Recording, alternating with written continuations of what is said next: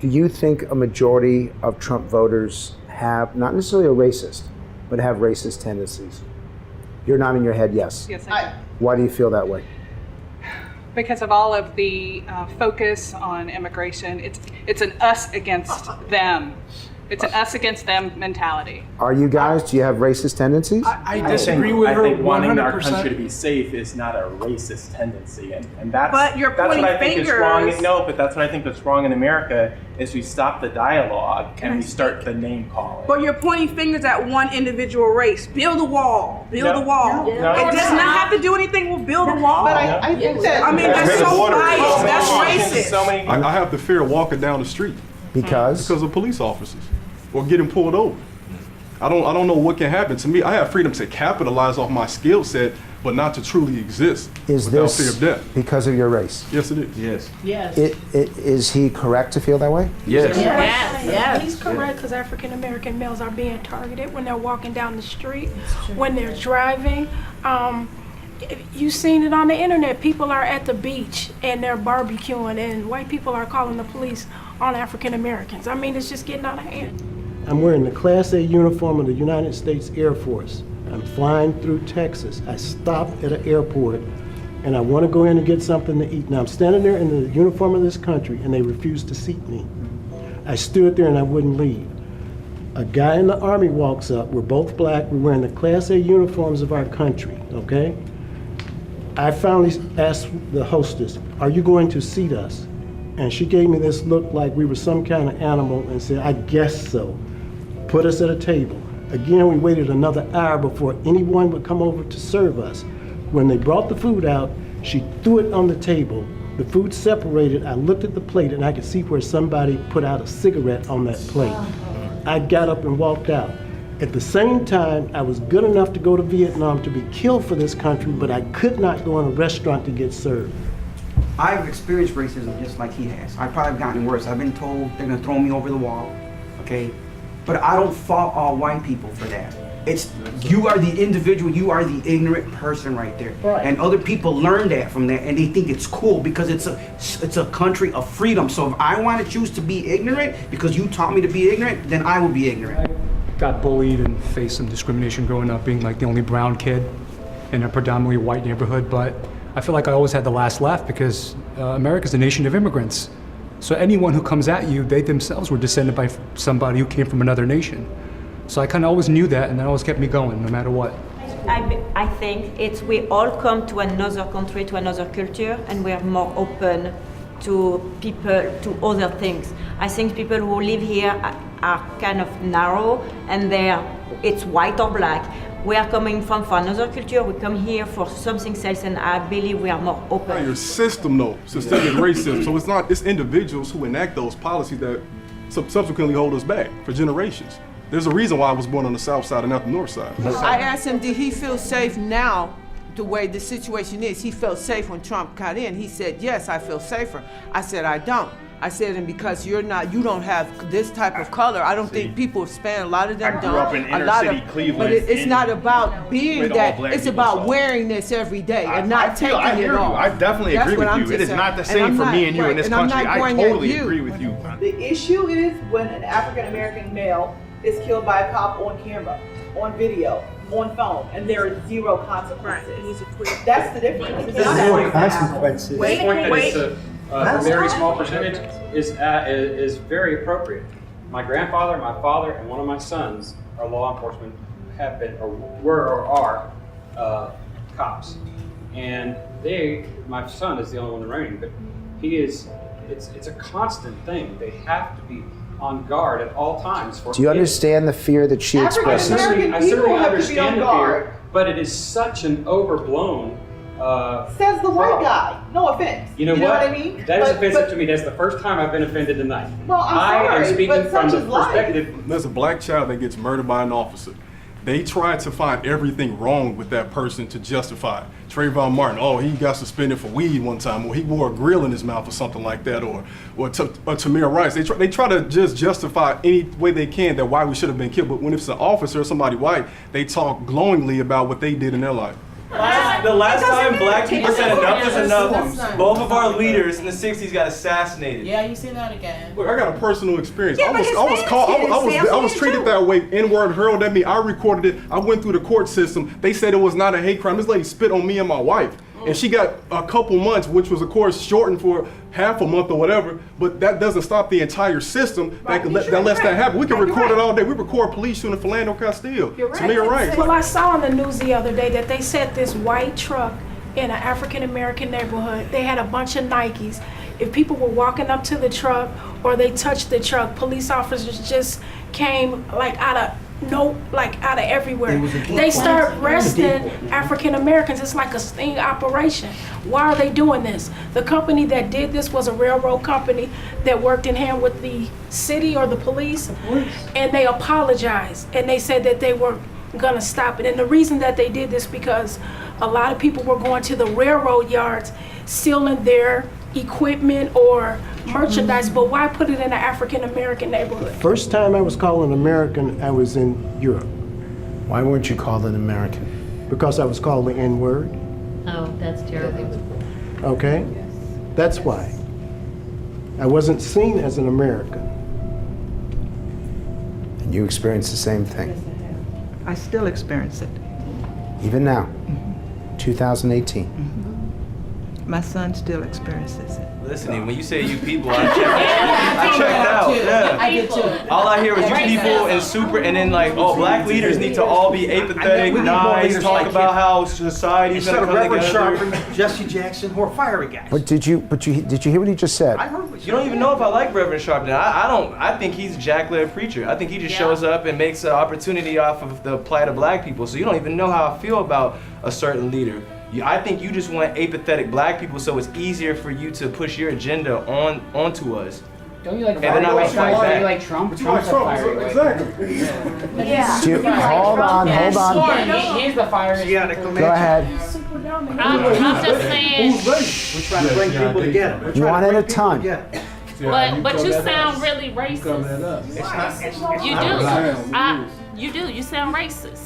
Guys like Malcolm X who preach violence. I are love not guys, Malcolm X. Not guys. But so does who are bringing Donald together. Trump, who you elected. It's the same rhetoric. He said the Klan were fine people. The same Stop. Go ahead. You pretty much want black people across the globe to be docile and to approve of getting beat down. And then when they speak up, you have an issue with I gotta admit, it. That's the rhetoric problem. gets fiery at times. You like We're Trump. winning. You like when white people are We're fighting, winning. but you don't when black people defend Hold themselves. on. Stop. Just stop.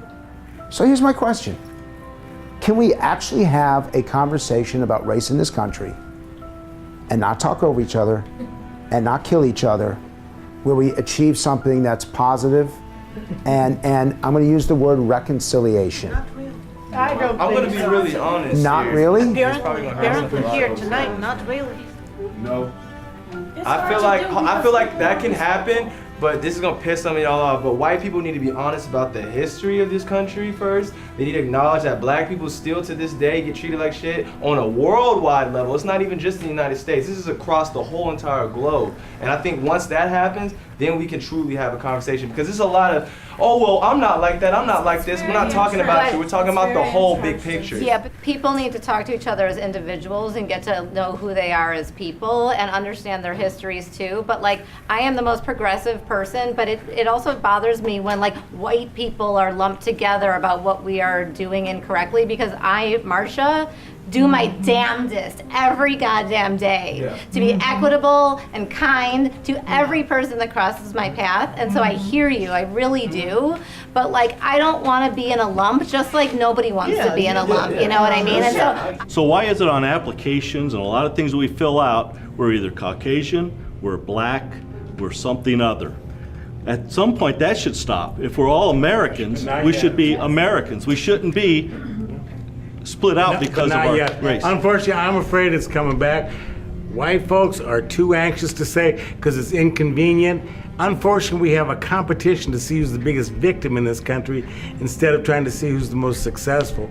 And there's too many folks that are so anxious to say, okay, enough with the black folks, enough with the Mexicans, it's my turn. And unfortunately, those problems haven't been solved yet. I wish they were, but they're not. I mean, it's become a community versus law enforcement. Yeah. And there are a few law enforcement folks who have failed. They've failed. Not your relatives, but they have failed. They have failed the black community. It's not a few individuals, it's a whole system. My black friends tell me that when they are driving in certain areas, that they are super high alert, high tense when a police officer just is following them because they know that they will be judged different. It's a whole system, not individual. Yeah, there are individuals. There are individuals who are bad. There's bad people in every industry. But the fact of the matter is that it's more than just a few bad apples, as as we say. It's a whole system that's rigged against the African American community. And we need to talk about that instead of talking about few individuals. We need to restructure our entire system. There is profiling. There absolutely is profiling. There absolutely is. There absolutely is. I don't have to worry when a police officer pulls behind me. But my black counterparts have told me that they stress out as soon as a police officer, and they didn't do anything wrong, but they are stressed of where it will lead if they get pulled over. Correct. Before I came here, I read an article about there was a black police officer who was investigating a shooting, looking between houses with a flashlight for bullet casings, and the police were called on him because a black man in police clothes was acting suspicious. Just based on that, how is there not an issue? Hold on. But so you really don't have a good impression of police? I don't, and I have 2 teenage sons, and I'm scared. I drive my kids everywhere they go because I'm afraid for them to walk down the street. So, is there any black participant in this group who thinks the police are doing their job well? Not one. I practiced medicine for 30 years. I can't tell you the number of times I walked in my exam room, a white person was sitting there, and they would say, "When is the doctor coming in?" Of course, yeah. Okay? This is about polarization. And this is not something that happened 10, 15 years ago. This is something that happened, I've only been retired 5 years. And I can tell you the last year that I practiced, it happened. And part of that problem, I believe, is that when you take people and you pigeonhole them into certain categories, it creates division and separation between people. Yes. And certain groups of people take that information about different people and they say, well, this person is better or this group is better than the other group, and it creates this division so drastically in our country. Why can't we just say we're all Americans and leave it at that? You guys agree with that? Yes. Yes. Yes, yes. Everyone deserves an equal opportunity, but in this world, it's never going to happen. If it would have been done by now. It would have been solved by now.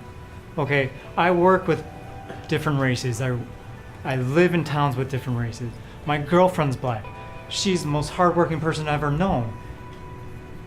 Everyone deserves equal opportunity. It's just not going to happen. And I pretty much was raised kind of racist.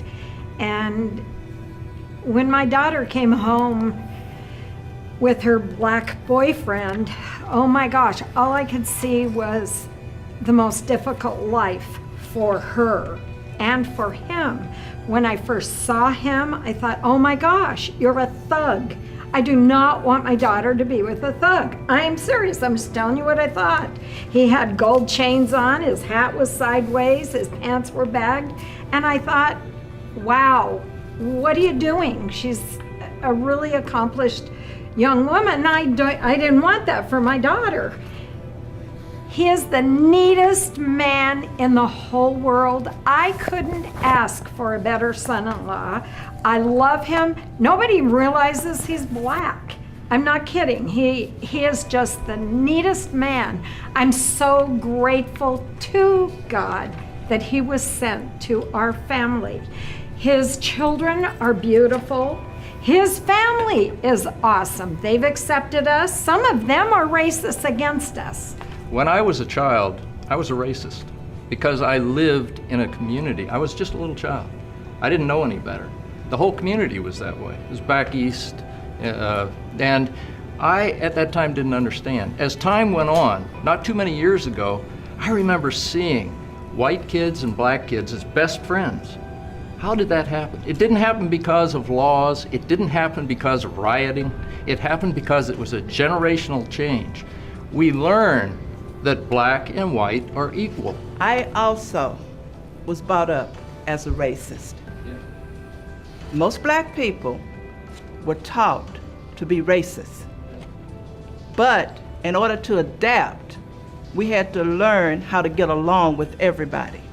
When I left Columbus, Mississippi, we were separated. I did not trust anybody that was not black because that is what I was taught. I was taught to fear.